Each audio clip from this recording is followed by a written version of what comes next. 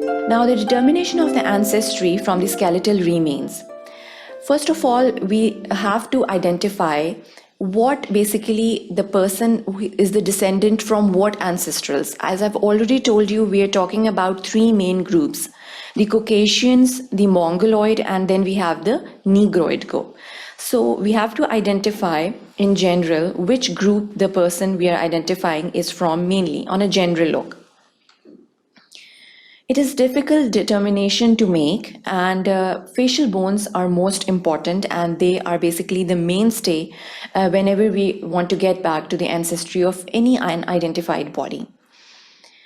So this is basically a skull, as you already know, and here we have the orbital openings first of all, and then we have the nasal aperture. The teeth, they are also very important, and they have their own ancestral importances as well whenever we are identifying those. Then of course the mandible.